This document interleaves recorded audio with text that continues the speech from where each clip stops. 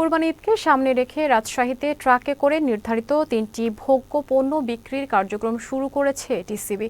বৃহস্পতিবার থেকে বিক্রয় কার্যক্রম শুরু করেছে টিসিবি। প্রতিটি পণ্যের মূল্য ২০ থেকে ৩৫ টাকা পর্যন্ত বৃদ্ধি করায় ক্ষুব্ধ প্রতিক্রিয়া জানিয়েছে ভোক্তারা। বাজার মূল্যের চাইতে টিসিবির পণ্যের মূল্য তারতম্য না থাকলে নিম্ন আয়ের মানুষদের কোনো কাজে আসবে না।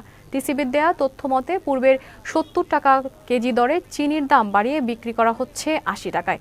৬০ টাকার মসুরের ডাল ৮০ টাকা এবং ১০০ টাকা লিটারের ভোজ্য তেল বিক্রি করা হচ্ছে ১৩৫ টাকায়।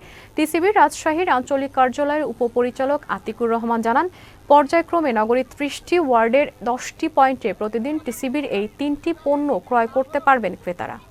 আগে ধরেন দাম কম ছিল, বাজার থেকে মেলা তেল ছিল আগে ১০০ টাকা লিটার, এখন এবার ১৩৫ টাকা লিটার, তা ২ কেজি তো ৭০ টাকা বেশি। মানে সব জিনিসের দাম বাড়িয়েছে। এখন আগে এবার নিলে আর পরের বার নিব না, তবে বাজারটা নিয়ে একই পড়ে আছে, ২-৫ টাকা কম বেশি, তা নিয়ে লাভ আছে। আমাদের ওয়ার্ডের সচিব বলেছে ১৫০০ কার্ডের মধ্যে ৭০০ আসছে, ৮০০ আসেনি, কখন আসবে ঠিক নাই, তাই বলে আমাদেরকে দেয়নি। আমরা সাশ্রয়ের জন্য এখানে দাঁড়িয়েছি, আমরা তো জানি না দাম বাড়িয়ে দিয়েছে, এরপরও তার নিব না। দাম বাড়িয়ে দিয়েছে তো নিব কি? সরকারি দাম বাড়িয়ে দিয়েছে, লাভ কি?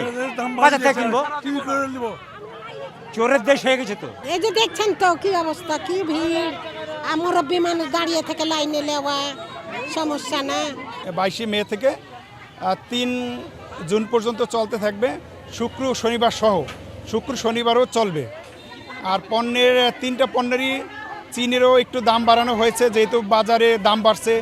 আগে ছিল ৬০ টাকা, এখন আগে ৭০ টাকা ছিল চিনি, এখন ৮০ টাকা করা হয়েছে। ডালটা ছিল ৬০ টাকা, ওইটাও একটু পণ্য দাম বাড়ছে, ৮০ টাকা হয়েছে। আর তেল ছিল আমাদের টিসিবির ১০০ টাকা, ওইটা ১৩৫ টাকা করা হয়েছে। যেহেতু বাজারে দাম বাড়ছে, এই জন্য দামটা একটু বৃদ্ধি করা হয়েছে।